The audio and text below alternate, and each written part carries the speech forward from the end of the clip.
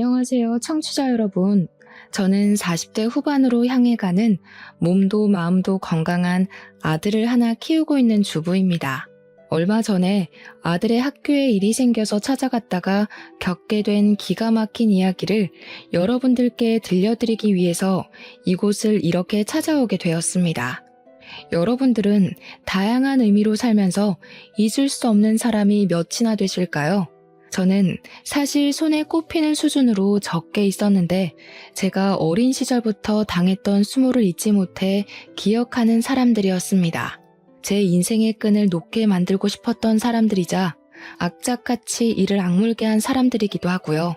절대로 잊어서는 안 될 인간들이라 마음 깊은 곳에 꽁꽁 감춰둔 판도라 상자 같은 것입니다. 저는 그 사람들 덕분에 어떻게 보면 제 인생을 함께 걸어나갈 동반자를 만나기도 했지만 반대로 그 인간들을 만나지 않았다면 비뚤어지지 않았을 것 같기도 합니다. 제가 애둘러서 이렇게 표현을 하니 어떤 이야기가 펼쳐질지 상당히 궁금하시죠? 제 이야기를 듣다 보면 여러분들도 저와 함께 이를 갈게 될지도 모르겠습니다.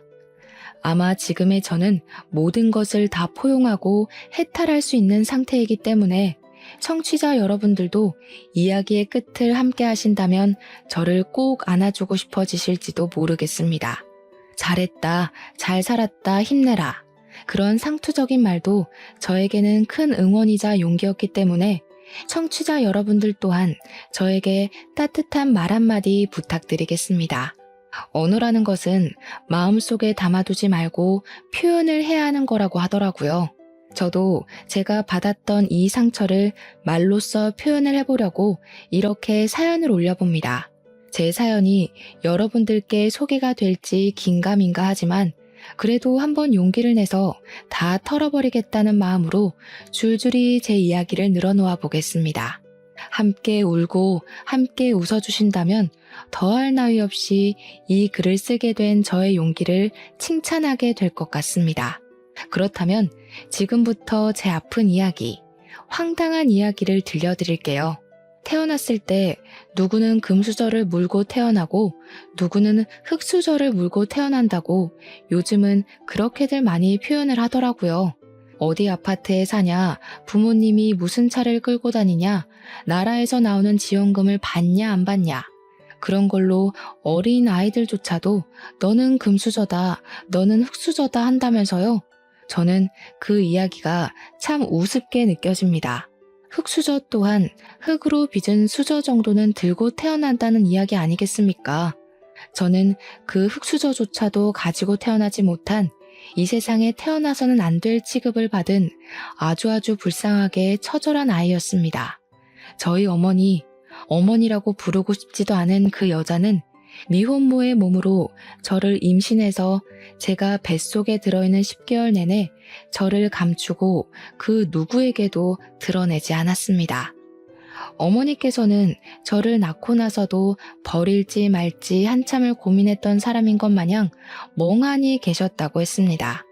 저를 병원에서 낳은 것도 아니었고 아직도 저는 제가 어디서 태어났는지 알 수가 없습니다. 길바닥인지 아니면 허름한 모텔인지 아무도 알려주지 않아서 알 수가 없었죠. 단지 제가 병원에서 태어나지 못했다는 것을 알고 있는 건 제가 이미 태어난 뒤에 구조가 되었다는 걸 어머니에게서 듣고 알고 있기 때문입니다. 어머니는 저를 버리려고 했고 그걸 알게 된 누군가의 신고로 저는 병원으로 이송이 되었고 어쩔 수 없이 보호자가 된 어머니께서 출생신고까지 할 수밖에 없었던 기구한 이야기인 것이죠. 어영부영 저를 떠맡게 된 어머니께서는 저를 챙겨주시다가도 인생의 회의감이 느껴지면 저에게 아무런 신경도 써주지 않았습니다. 아버지라는 사람은 어머니께서 저를 임신하자마자 책임지라고 할까봐 무서워서 어머니의 곁을 떠났다는 이야기만 들었습니다. 그러니까 제 아버지가 누군지 모르고 지냈죠. 가끔은 존재하지도 않은 아버지의 얼굴을 상상으로 그려내면서 그리워하기도 했었습니다. 어머니께서는 제가 말을 하고 배고픔을 입 밖으로 꺼내던 시기가 온 순간부터 저에게 관심을 딱 끊으셨었거든요. 집으로 불러오는 수많은 남자친구들 사이에서 저는 그분들이 가끔 가다가 사주시는 간식들을 기다리며 하루하루를 보내야만 했습니다. 한마디로 정서적으로 상당히 우울감을 가지고 있었고 소극적인 성격이었으며 어머니의 윽박이 무서워 말을 해도 될까 안 될까 고민만 수두룩한 어린 아이였던 것입니다. 거기다가 말을 알아들을 수 있는 시점이 된 이후부터 어머니께서는 어떤 일이 생겨도 항상 제 탓을 하셨기 때문에 저는 불안한 유년기를 스스로 헤쳐나가야만 하는 잡초 같은 아이였습니다. 어머니께서는 분풀이를 저에게 하셨고 남자친구들과 헤어지게 되면 그것 또한 제가 짐덩어리처럼 붙어있기 때문이라고 생각하셨습니다. 남자가 없으면 삶을 살지 못하는 것처럼 매번 어머니께서는 이 남자 저 남자에게 매달리고 차이고 그렇게 지내셨어요. 지금 생각해보면 어머니가 저를 낳았을 때의 나이가 고작 21살이었으니 그럴 만도 한가 싶습니다. 이해하려고 노력하는 건 아니지만 21살 나이가 얼마나 꽃 같고 아름답습니까? 다른 친구들은 한창 자기를 꾸미고 놀러 다니고 대학 생활을 즐길 때 우리 어머니께서는 방구석에서 제 기저귀를 갈고 있었을 테니 본인의 자존감도 많이 떨어졌을 테고요. 거기다가 남자로 인해 망해버린 인생이라 생각을 하셨으니 남자로 다시 인생을 펴야 한다고 생각할 법도 해서 제가 이 나이가 돼서야 그럴 수 있다는 생각이 드네요. 정서가 온전치 못하고 늘 불안감, 위기감에 시달렸던 저의 다른 사정 또한 좋지 못했습니다. 그러니까 어머니께서 남자친구를 만나고 있을 때는 전기도 들어오고 가스도 들어오긴 했지만 남자친구와 헤어져 아무런 생활비 지원을 받지 못하게 되면 그마저 뚝 끊겼습니다.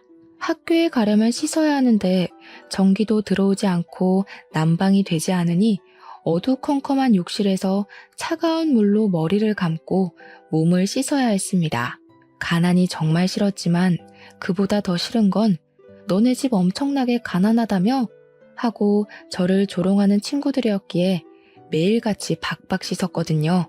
저는 찬물에 온몸이 사시나무 떨리듯 떨렸어도 매일같이 씻고 학교에 등교했는데 그때마다 잠결에 눈도 제대로 뜨지 못한 어머니가 시끄럽다고 소리를 지르셨습니다. 매번 제 탓을 하며 가스가 끊긴 것도 전기가 나간 것도 다 저 때문에 이렇게 살게 된 것이라고 하셨습니다. 모든 이유에 저를 갖다 붙이셨어요. 저 때문에 결혼을 하지 못했고 그래서 어쩔 수 없이 이런 가난함을 겪으며 살아야 한다고 저만 없었더라면 어머니의 인생은 달라졌을 거라고 하셨습니다. 그 시대에는 부부가 이혼을 하는 경우도 지금처럼 많지 않았기 때문에 미혼모에게 달라붙는 시선이 엄청나게 나쁘던 시절이긴 했습니다. 여자가 처신을 어떻게 하고 다녔길래 남편도 없이 혼자 애를 키우냐고 손가락질을 하고 당연히 저와 놀지 말라는 학부모들이 늘어났습니다. 저는 아무런 잘못을 하지도 않았지만 늘 그들 사이에 미운 오리 새끼였습니다. 우리 어머니께서 제 밥이나 제대로 챙겨주셨겠습니까? 그랬다면 제 키가 이리 작을 수가 없지 않을까 하는 합리적 의심이 듭니다. 눈만 마주쳐도 욕을 하고 싶고 분풀이를 하고 싶어서 입을 달싹이던 우리 어머니는 당연히 제 식사도 제대로 챙겨주시지 않았습니다. 밥을 제때 먹지 못하고 먹어도 많이 먹질 못하니 저는 늘 저체중으로 힘들었고 기립성 저혈압이 와 앉았다 일어서는데도 머리가 핑핑 돌아 쓰러지곤 했습니다. 학교에서 1년에 한 번 실시하는 체력장이라던가 혹은 건강검진의 날에도 늘 저체중이라 많이 먹어야 된다는 결과지를 받았고 빈혈과 저혈압이 있다고 병원에 내원 요망이라 적혀 있었습니다. 하지만 병원에 갈 돈이 없었기 때문에 저는 단 한 번도 그 결과지를 들고 병원에 찾아가 본 적이 없었습니다. 요즘은 무상교육이다, 무상급식이다 해서 밥도 주고 교육도 공짜로 시켜줬지만 예전에는 학교를 다닐 때 분기별로 등록금과 급식비를 지불해야 했었습니다. 중학교도 고등학교도 전부 말입니다. 저는 매번 그 명세서를 들고 집으로 돌아갈 때가 가장 가슴이 두근두근거렸습니다. 공부도 못하는 게 어차피 대학도 못 갈 것인데 뭐 한다고 그 돈을 내고 학교를 다니라는 소리를 매번 입버릇처럼 하셨기 때문에 진짜로 돈을 주지 않으실까 싶었던 것이죠. 그 돈이면 우리 어머니의 며칠간 생활비나 다름없었기에 저는 항상 분기가 되면 돈을 내야 한다는 것에 스트레스를 받고 있었습니다. 매번 돈을 밀리고 제대로 수납을 하지 않으니 교무실에 불려가서 인격 모독을 당해야만 했습니다. 그때는 촌지라는 것도 유행이었는데 뭐 돈 한 푼 없는 비렁뱅이에게 뭘 기대하겠습니까? 그러니 학교 선생님들도 저를 대부분 막대하셨죠. 하지만 중학생 때 유난히 저에게 친절하셨던 담임 선생님이 딱 한 분 계셨습니다. 그 선생님은 잊히지가 않습니다. 늘 등록금으로 힘들어하고 돈이 없어서 주눅이 들어있었던 저를 불쌍히 여기셔서 등록금을 대신 내주기도 하셨던 분이셨거든요. 저에게 학교를 그만두고 싶어도 중학교 졸업조차 못하면 사회에서 아무짝에도 쓸모없는 사람이 된다고 고등학교까지 꼭 졸업하라고 용기를 주셨습니다. 고등학교까지는 졸업을 해야 공장에 취직을 해도 할 거라면서요. 저는 그 말을 뼛속 깊이 새겼습니다. 학교에서 소풍을 가는 날에도 도시락 한 번을 싸준 적 없던 우리 어머니. 저는 김밥 한 줄을 살 돈조차 없어서 소풍에 가면 천덕꾸러기처럼 반 친구들의 김밥을 하나씩 얻어먹으며 배를 채웠습니다. 기분 좋게 김밥을 한두 개 나눠주는 친구가 있는 반면 저에게 거지라고 놀리며 김밥을 적선하듯 주는 친구도 있었습니다. 제가 가난하고 싶어서 가난한 게 아닌데 그런 취급을 받을 때면 정말 속상해서 속이 뜨거워지고 눈시울이 시큰거리곤 했었습니다. 우리 어머니는 늘 저에게 관심이 없었고 바깥으로 놀러 다니기 바빴으며 동네에서도 소문이 참 좋지 않은 문제가 많은 그런 여자였습니다. 하지만 어머니는 항상 제 탓을 하셨고 저는 그 말에 익숙해져 있었기에 정말로 어머니의 불행함은 모조리 나의 탓이구나, 내가 존재해서 그런 거구나 하며 지내게 되었습니다. 어머니께서는 제 존재를 부정하셨고 제가 중학생이 된 이후부터는 정말 저를 가족이라고 생각도 하지 않고 그렇게 지내셨습니다. 제가 17살이 되어서 고등학교에 입학을 했을 때 어머니께서 웬일로 저에게 같이 나가서 교복을 사자고 하셨습니다. 중학생 때도 학교 졸업하는 선배들이 물려주는 교복을 3년 내내 입고 지냈었기 때문에 새 교복을 사준다 하니 정말 날아갈 듯이 기뻤습니다. 어머니는 저에게 비싼 교복을 사주시면서 이제 고등학생이니까 앞가림 정도는 스스로 하라고 웃으며 말씀을 하셨고 저는 아무것도 모른 채 좋다고 고개를 끄덕였습니다. 그저 그때는 새 교복을 사게 되었다는 것, 그거 하나만으로도 너무 행복했기에 어머니의 말 속에 숨겨진 뜻이 무엇인지 전혀 눈치를 채지 못했습니다.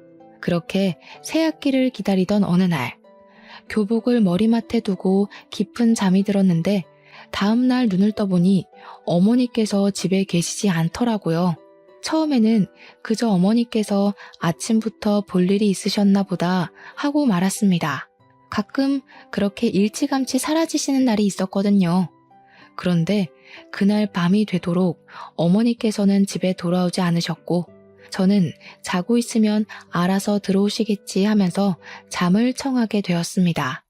제 예상과는 달리 어머니께서는 그날도 집에 돌아오지 않으셨고 저는 어디 가까운 곳으로 여행이라도 가셨나 보다 하면서 학교를 아무렇지 않게 다니고 있었습니다. 3일이 지나도록 어머니께서 돌아오지 않자 저는 점점 불안해졌고 일주일이 지난 시점에서야 알게 되었습니다. 어머니께서 저를 버리고 혼자서 떠나셨다는 사실 말입니다. 어머니께서 떠나셨다는 걸 자각하게 되었을 때 저는 정말 눈앞이 캄캄해지는 느낌을 받았습니다. 그 전에도 돈이 부족한 생활을 하곤 했지만 정말 1원 한 장 제 손에 쥐어주지 않고 그렇게 떠나실 거라고는 상상도 해본 적이 없었으니까요. 경찰 앞을 정말 몇 번이나 왔다 갔다 했는지 모르겠습니다. 결국 용기를 내어 경찰서에 들어가 우리 어머니께서 가출을 하신 것 같다고 신고를 하게 되었습니다. 경찰들은 귀찮은 걸 떠안았다는 표정으로 저에게 다른 보호자분은 어디에 있냐고 물어보셨고, 저는 아버지가 없었기에 다른 보호자는 없다고 이야기를 했습니다. 그 말이 끝나기 무섭게 경찰들의 표정이 바뀌더니 막 분주하게 이곳저곳 연락을 넣고 저에게 집에 같이 가보자고 말씀을 하셨습니다. 어머니와 제가 간신히 몸을 닐 만한 원룸으로 경찰들과 함께 걸어가고 있는데 대뜸 저에게 다른 보호자가 없으면 보호시설을 가야 하지 않겠냐고 이야기를 꺼내더군요. 경찰분들이 전화통화를 하던 곳은 제가 임시로 지낼 만한 보육원 같은 보호시설이었던 것이었습니다. 보호시설이 요즘은 시설도 좋고 전문적인 선생님들이 상주하고 계시지만 그때 당시에는 그렇지 못했습니다. 시설도 나빴지만 무엇보다 나쁜 원장이 참 많았고 아이들을 상대로 앵벌이를 시킨다던가 무급으로 노동을 시킨다던가 하는 일이 생각보다 꽤 많았습니다. 한마디로 지금보다 더 나쁘면 나빴지 좋을 상황은 아니라는 생각이 들어서 저는 보육시설에 가고 싶지 않다는 생각이 번쩍 들었습니다. 정말 너무너무 무서웠습니다. 어머니께서 혹시라도 나중에 제 생각이 난다면 저를 찾아오실 수도 있다고 생각을 했고 고아원은 죽기보다 가기 싫었습니다. 또 그 시설에 있는 아이들이 엇나간 아이들의 표본이라고 생각을 했거든요. 거기 가면 다 일진들만 수두룩하게 있을 것 같아서 도망치고 싶었습니다. 저는 결국 경찰들의 팔을 뿌리치고 엄마가 돌아오실 거예요 하고는 저희 집 반대 방향으로 뛰었습니다. 경찰들을 따돌린 후에서야 조심히 주위를 살피며 집으로 돌아왔고 오지 않을 걸 알면서도 어머니를 계속해서 기다렸습니다. 저는 어쩔 수 없이 혼자의 생활에 적응을 하게 되었고 새학기가 찾아와 고등학교에 입학을 하게 되었습니다. 학교가 신식 건물이라 그런지 급식이 나왔고 제가 저소득층으로 인정을 받았기 때문에 급식비를 지원받아서 밥을 공짜로 먹을 수 있게 되었습니다. 급식이 부실하긴 했지만 집에 있어봐야 내내 굶으니까 학교에서 주는 밥을 배불리 먹으려고 욕심을 부려 급식을 먹기도 했습니다. 저의 그런 모습을 보고 학교 선생님들도 동급생들도 저를 거지라고 놀리기 시작했고 자연스럽게 왕따가 되었지만 몇 년을 겪었던 일이기에 대수롭지 않게 생각했습니다. 점심을 배불리 먹을 수 있다는 것만으로도 학교 생활이 무척이나 즐거웠거든요. 어머니께서 집을 나간 뒤로는 정말 흰죽도 못 얻어먹는 신세가 되어 저녁은 항상 굶거나 수돗물로 배를 채워야만 했습니다.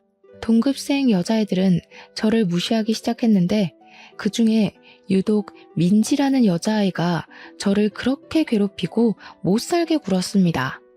여자아이들의 따돌림이라는 게 그냥 욕이나 하고 무시나 하고 그 정도로 가벼울 것 같다고 생각하시는 분들이 대부분일 텐데요.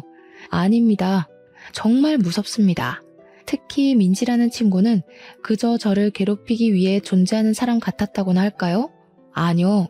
사탄 같은 친구였습니다. 처음에는 그저 다른 일반적인 왕따나 장난처럼 교과서나 체육복을 숨겨놓고 골탕을 먹이는 가벼운 장난으로 시작을 했으나 강도는 점점 심해졌습니다. 그도 그럴 것이 제가 초등학생 때부터 쭉 왕따를 당해왔는데 고작 교과서와 체육복 따위로 크게 반응을 할 리가 없었으니까요.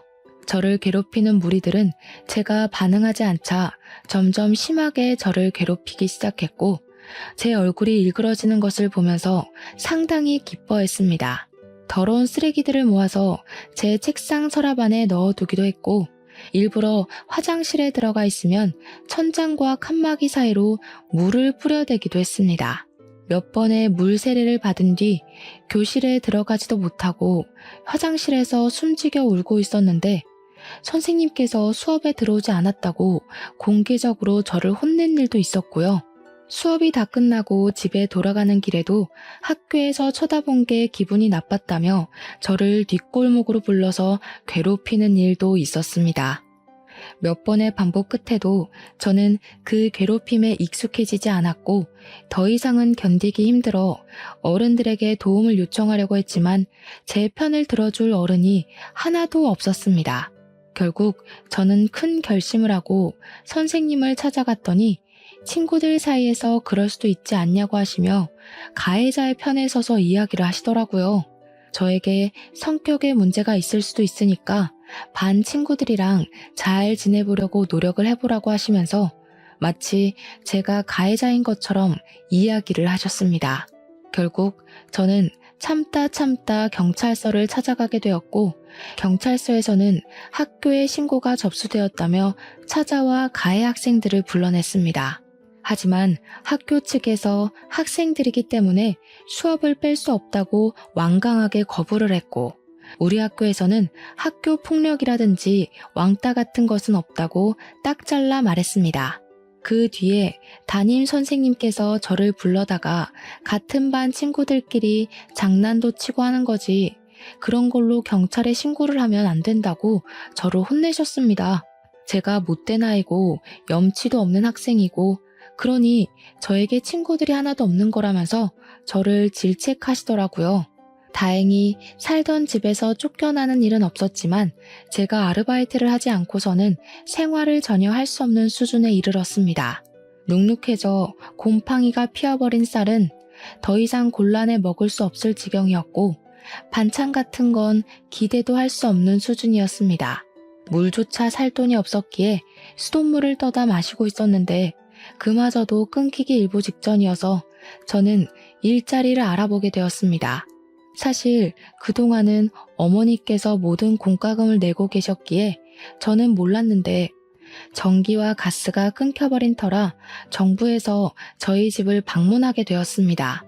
제가 혼자 어두운 방구석에 있는 걸 보고 보호자는 어디에 있냐고 몇 번이나 물어보았는데 저는 제 보호자가 어디에 있는지를 모르니 대답을 할 수 없었습니다.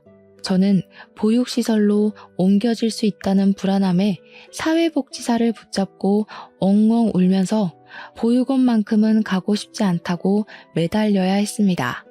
복지사는 저에게 보육시설이 나쁜 곳이 아니라고 지금보다 훨씬 더 좋은 생활을 할 수 있을 거라며 저를 달랬지만 저는 극구 거부를 했습니다. 갖은 핑계를 다 대면서 혹시라도 돌아올 어머니를 기다리고 싶다고 이 집으로 분명 돌아오실 거라고 필사적으로 보육시설에 가는 것을 거부했습니다. 결국 복지사는 주민센터와 연계해서 저를 지원해 줄 수 있는 국가법이 있나 찾아보기 시작했고 저는 그제야 제가 몰랐던 사실 하나를 알게 되었습니다. 등본을 떼어보니 저와 어머니가 완벽하게 세대 분리가 되어 있더라고요. 그러니까 저희 어머니는 저를 버리고 떠나서 재혼을 하시고 살림을 차린 것입니다. 저를 버리고 떠나서 새 남자를 만나서 잘 먹고 잘 사는 건지 제 걱정은 정말 단 한 번도 하지 않은 건지 당연히 이 부분도 제가 하염없이 어머니를 기다리고 있는 걸 알고 있는 주민센터 공무원분께서 연락을 해주셔서 알게 되었습니다. 제가 혼자 너무 힘들게 생활하고 있으니 몰래 우리 어머니를 찾아서 연락을 했는데 어머니께서 딱 잘라 말씀하셨다고 하더라고요. 자기에게는 딸 같은 거 없다고. 걔 내 딸 아니고 잠시 맡아 키워준 거라고요. 죽든 말든 상관없으니 연락하지 말라고 하셨다네요. 저는 완벽하게 버려졌다는 기분을 처음으로 느끼게 되고 완전히 자포자기를 하게 되었습니다. 저는 학교 생활을 제대로 하지 못했기 때문에 늘 전교 꼴찌했고 그걸 알게 된 민지는 제 성적표를 반 친구들과 돌려보며 저를 조롱했습니다.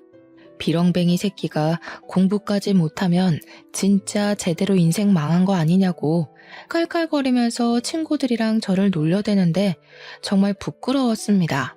제 교과서를 찢으면서 공부도 못하는 게 이런 게 필요하긴 하겠냐고 쓰레기통에 버리기도 했습니다.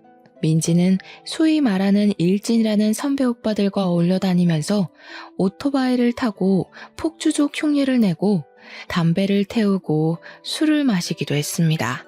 제가 편의점에서 일을 하는 것을 알게 된 민지는 학교가 끝이 나면 제가 일하는 편의점에 찾아와서 담배를 내놓으라고 저를 협박하기도 했습니다. 저는 절대로 줄 수 없다고 말렸지만 제 머리를 툭툭 치면서 비렁뱅이는 시키는 일이나 똑바로 하라고 모욕을 주더라고요. 결국에는 일진 오빠들까지 데리고 와서 저를 위협하며 협박을 했고 저는 울면서 사정했지만 결국 담배를 강탈당하고 말았습니다. 거기서 조용히 넘어갔으면 행복한 결말이었을지 모르겠지만 세상은 항상 제 편을 들어주지 않았습니다. 그들이 길거리에서 담배를 피우다가 신고를 당하게 되었고 경찰이 조사를 하다가 저희 편의점까지 찾아오게 된 것입니다. 당연히 편의점은 영업정지를 당하게 되었고 화가 나신 점주님은 저에게 일방적인 해고 통보를 내렸습니다. 저는 어쩔 수 없는 일이었다고 변명을 했지만 어른들의 사정에 제 이유 따위는 중요하지 않았던 것이죠. 점주님은 저에게 영업 손실까지 책임을 지라고 돈을 내놓으라 하셨습니다. 저는 얼마 되지 않는 돈이지만 적금을 부었던 통장을 깨서 점주에게 고스란히 바쳐야 했습니다.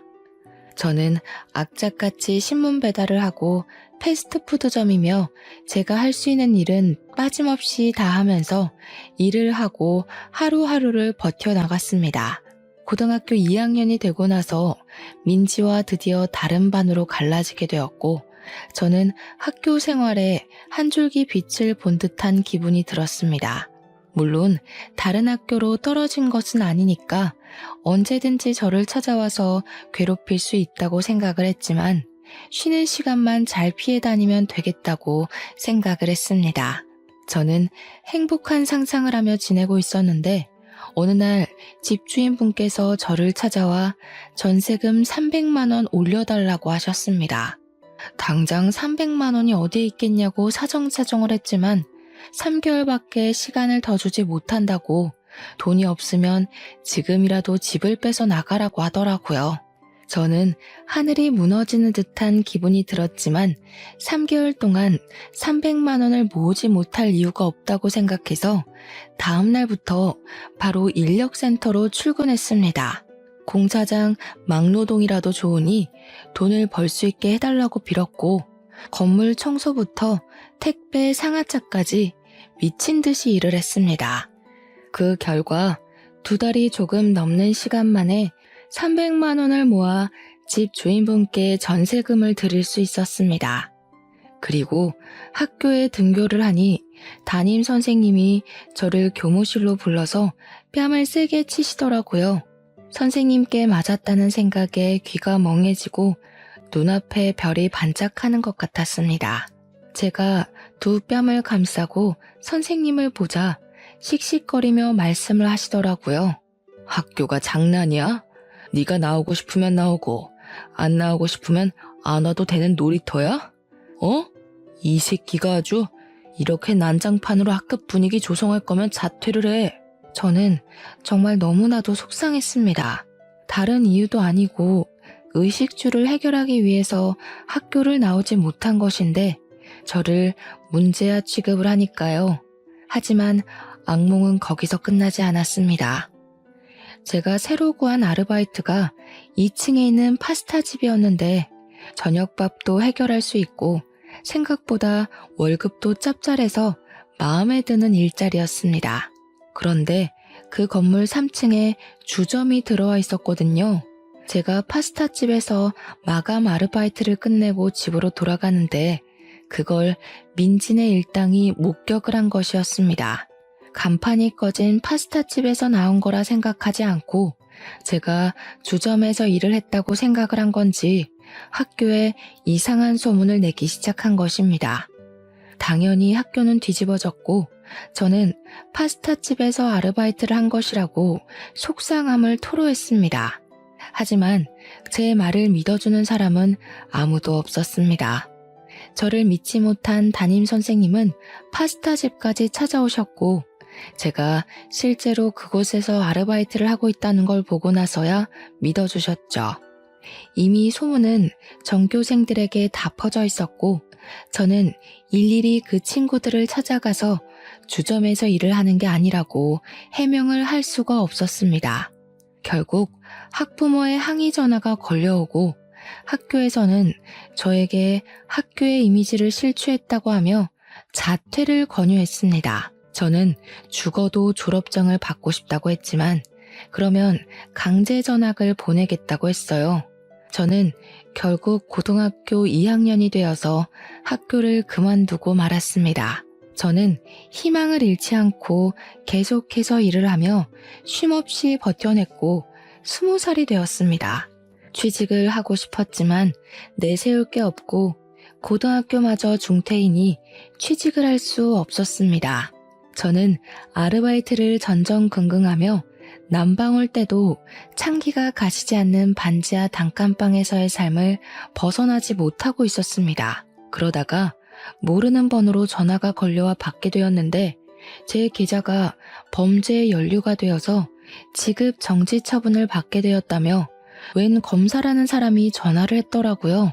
그럼 저는 어떻게 하냐고 했더니 통장에 있는 돈을 검찰청에서 관리하고 있는 계좌로 이체를 하라고 시키는 게 아니겠습니까? 저는 너무 놀라기도 했고 제 돈이 불법 자금에 연루가 되었다고 하니 무섭기도 해서 그 검사가 시키는 대로 바로 이체를 했습니다. 다들 예상하셨다시피 그 전화는 보이스피싱 전화였고 저는 정말 제 평생을 모아온 돈 800만 원을 그 전화 한 통화에 전부 잃게 되었습니다. 비어버린 제 통장 잔고를 확인했을 때 경찰서에 찾아가 울면서 제 돈 돌려달라고 외쳤으나 난감해하던 수사관님을 보았을 때 저는 정말 죽고 싶다는 생각 외에 아무런 생각도 들지 않았습니다. 저는 왜 이런 운명을 달고 태어나서 이렇게 불쌍하고 기구하게 살아야 하나 엄청 슬펐습니다. 저는 결심을 했습니다. 인생을 끝내기로요. 한강에서 이때까지 살아온 모든 삶을 포기하기로 마음먹고 다들 많이 오른다는 한강다리 정 가운데에 서서 해가 지는 노을을 바라보며 뛸 준비를 마쳤습니다.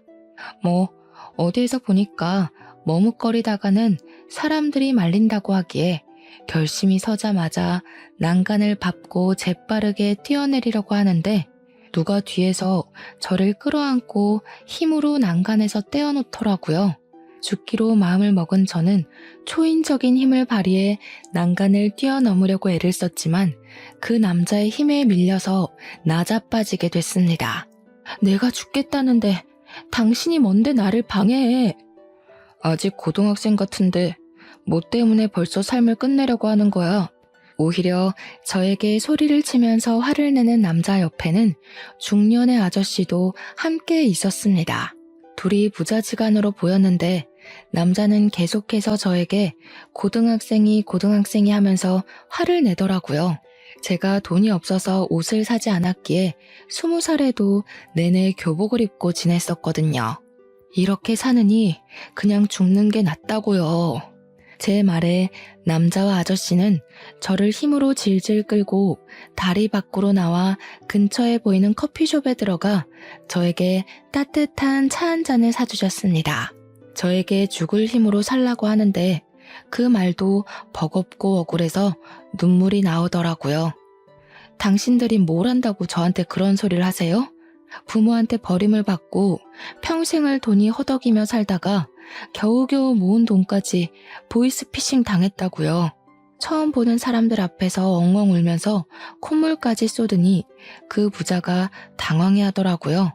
아저씨는 저에게 같이 어디 좀 가자 하시더니 밖에 세워둔 차에 올라타라고 했고 저는 이게 납치 같은 건가 싶기도 했지만 어차피 죽을 목숨이었으니 상관없다 생각하고 차에 올라탔습니다.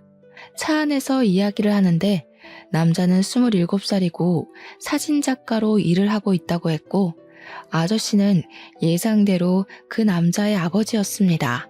어디 가냐고 묻지도 않고 도착한 곳은 아저씨가 살고 있는 집이었는데 저는 그곳에서 영문도 모르고 아저씨께서 내어주신 따뜻한 밥 한 끼를 얻어 먹었습니다.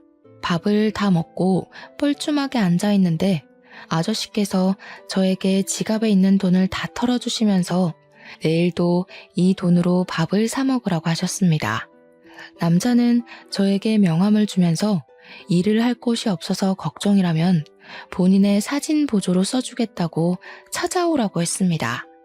저는 그 집에서 나와 골목을 걷다가 그 아저씨가 준 돈을 주머니에 넣었고 다음날 아저씨가 말씀하셨던 것처럼 그 돈으로 점심을 사 먹었습니다.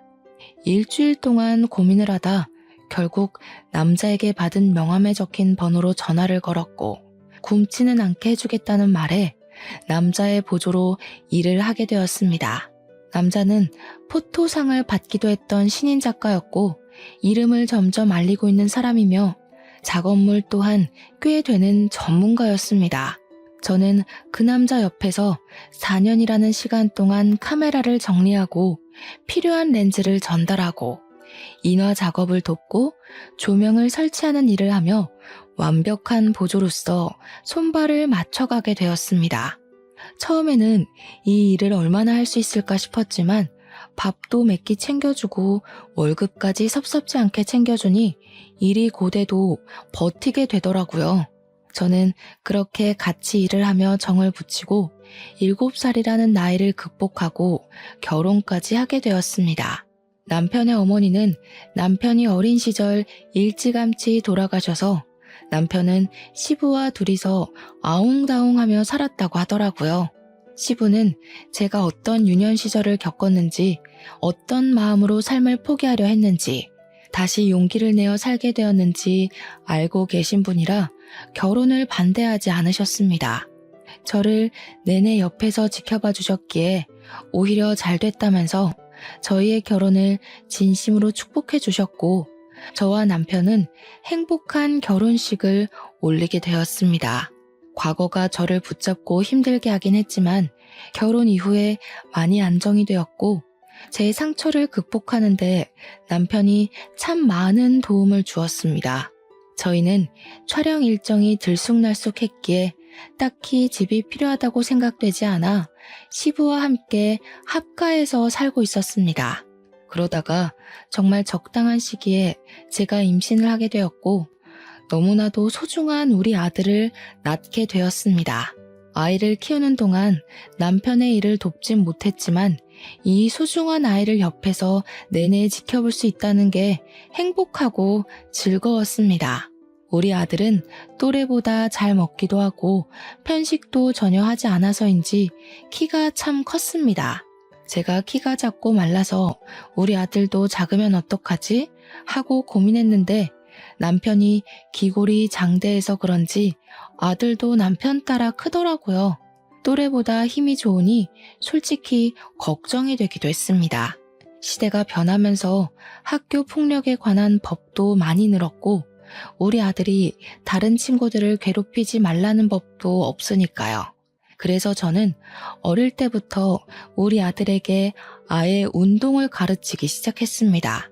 운동을 배우면 힘을 어떻게 사용해야 할지 스스로 깨칠 것 같아서 가르쳤는데 우리 아들이 운동에 정말 소질이 있어서 어릴 때부터 대회에 나가서 상도 받고 하더라고요. 태권도, 검도, 합기도를 시키고 12살 때부터는 아예 유도까지 정식으로 가르치기 시작했습니다. 15살이 되었을 때는 복싱을 배워보고 싶다는 아들의 말에 프로복서가 운영하는 운동장에 아들을 등록시켜서 복싱을 가르치기도 했습니다. 무럭무럭 자란 우리 아들은 17살이 되어 고등학교에 진학을 하게 되었는데 생전 문제 한 번 일으킨 적 없었던 아들이 어느 날 큰 사건에 휘말리게 되었습니다. 집에서 시부와 함께 점심을 차려 먹고 쉬고 있는데 학교에서 전화가 걸려온 것이 아니겠습니까? 우리 아들이 폭력 사건에 휘말려서 지금 학교로 오셔야 할 것 같다는 담임 선생님의 전화였습니다. 놀래서 남편까지 호출해서 학교에 달려갔는데 알고 보니 우리 아들이 같은 반 일진 같은 친구가 약한 친구를 괴롭히고 있어서 하지 말라고 말리는 과정 중에 시비가 붙어 싸우게 된 것이었습니다. 학교 선생님들도 평소 수업 태도가 좋은 우리 아들의 편을 들었고 사건의 전말을 다 알고 있어 일진 친구를 전학 보내기로 결정을 내렸다고 하더라고요. 하지만 일진 학생 부모가 학교에 찾아와서 자기 아들이 맞았으니 피해자인데 왜 우리 아들이 전학을 가냐고 난동을 부리고 있다는 겁니다. 저는 일단 우리 아들이 일진 학생과 싸웠기에 이야기를 나누려고 갔는데 거기에는 왕따를 당하던 학생네 부모님도 같이 자리를 하고 있더라고요. 일진 학생의 부모 얼굴을 보는데 이상하게 얼굴이 낯이 익은 게 아니겠습니까? 그 순간 딱 기억이 나더라고요. 네, 바로 민지였습니다. 지금 우리 아들을 때려놓고 뻔뻔하게 얼굴을 들고 나타나? 너 혹시 땡땡 고등학교 나온 강민지 아니니? 그러니까 저를 빤히 보더니 기억해내고는 기가 막히다는 듯이 웃더라고요. 그 순간 피해자 학생의 부모가 소리를 쳤습니다. 뻔뻔하게 우리 아들을 괴롭힌 놈이 피해자라고 나서는 게 어이가 없어 정말? 이러는 거 쪽팔리지도 않아요? 지금이 어느 시대인데 너 학교 다닐 때도 그렇게 일진짓거리를 하고 담배 피우고 오토바이 타고 하더니 변한 게 하나도 없구나. 뭐? 뭐가 어쩌고 어째? 담배를 피우고 오토바이를 타요? 우리 와이프가? 순간 민지가 사색이 되어서 입을 합 다무는데 민지 남편이 민지를 확 째려보면서 말을 하더라고요. 학교 다닐 때 조신하게 공부만 했다고 그래서 유학도 갔다 왔다고 하더니 생 양아치였다고? 제가 누굴 닮았나 했더니 이것은 사기꾼 아니야? 그러면서 갑자기 민지네 부부가 부부싸움을 시작하는 게 아니겠습니까? 피해자 학생 부모와 저희 부부 모두 어이가 없었죠. 민지가 오해가 있다면서 자기가 다 설명할 테니 시부모에게는 비밀로 해달라고 남편에게 사정사정을 하는데 제가 이때다 싶어 폭로를 이어나갔습니다. 오해는 무슨 오해야. 너 내가 일하던 편의점에 와서 담배 내놓으라고 난리쳐서 영업 정지까지 먹였잖아. 제 말에 민지 남편이 거칠게 넥타이를 풀면서 쪽팔려 죽겠다고 소리를 치더라고요. 그러던 와중에 교무실에 웬 노부부가 나타나서는 민지 아들한테 달려가 우리 손주, 귀한 우리 손주 얼굴 누가 이렇게 만들었냐고 침 튀기며 소리를 지르더군요. 제 아들의 멱살을 잡은 할머니가 네가 우리 손주 때린 거냐고 난리를 치는데 남편이랑 저랑 기가 막혀서 빤히 바라보았습니다. 그런데 정말 다시 생각해도 너무 소름 끼치고 어이가 없네요. 그 할머니가 글쎄 저를 버리고 떠난 제 친모이지 뭡니까? 엄마? 순식간에 찬물을 끼얹은 것 마냥 조용해지고 친모는 저를 보더니 손을 벌벌 떨면서 얼굴이 시퍼렇게 질리더군요. 제 남편도 어리둥절해서 저를 바라보는데 보아하니 친모랑 재혼한 남자의 아들이 민지의 남편인 것이었습니다. 교무실은 완전히 난장판이 되었죠. 저 사람이 너 버리고 갔다는 그 친모? 하루아침에 가출을 하더니 딴 남자랑 재혼해서 나 같은 거 모른다고 했던 그 친모. 이게 다 무슨 소리야? 딸아이 하나 있던 거 전 남편이 데려갔다고 하지 않았어? 그래서 우리 아들을 친자식처럼 생각하고 싶다고 그랬잖아. 그들의 막장 이야기를 듣다 보니 상황이 모두 정리가 되더라고요. 민지는 제 남편에게 요조 숙녀인 척 연기를 했고 날라리처럼 행동했던 지난 과거를 전부 청산하고 시집을 간 것이었습니다. 친모는 전 남편에게 저를 빼앗기고 상심이 큰 엄마 역할을 하며 새로 생긴 새 아들에게 현모양처 코스프레를 하면서 헌신을 다하고 있었던 것이고요. 하필이면 민지 아들이 큰 사고를 치는 바람에 판도라의 상자가 열려버린 거죠. 저는 그 태풍 한가운데 있는 태풍의 눈이었고요. 민지고 친모고 저에게 매달리며 오해 좀 풀어달라고 하는 거 저는 싹 무시하고 그들이 알고 싶어하는 진실을 알려주었습니다. 민지 쟤는 일진이었고 술 담배는 기본으로 했죠. 양아치 오빠들이랑 어울려 다니면서 오토바이를 탔고요. 저를 엄청나게 괴롭혀서 자살까지 생각했었어요. 저기 제 엄마는 제가 고등학생이 되자마자 인사도 없이 저를 버리고 떠나서는 복지사들이 찾아가자 저 같은 거 모르는 아이라고 친자식 아니라고 부정했고요. 저는 엄마 때문에 돈 한 푼 없이 학교도 제대로 졸업 못했고요. 몇 번이고 죽고 싶었습니다. 교무실에서 배신당한 두 남자의 투닥거림이 시작되었고 곧 욕설이 난무하는 난장판이 되었습니다. 학교에서는 골치 아파하며 결국 민지의 아들을 전학 보내는 것으로 마무리 짓기로 했고요. 그 이후에 친모와 민지가 제 연락처를 어떻게 알았는지 연락이 와서는 저 때문에 둘 다 이혼하게 생겼다고 저를 원망하더라고요. 그게 왜 저 때문이겠어요? 자기들이 과거에 못된 짓 한 만큼 벌 받는 거죠. 저는 그들에게 비웃음을 실컷 날려주며 차단을 걸어버렸습니다.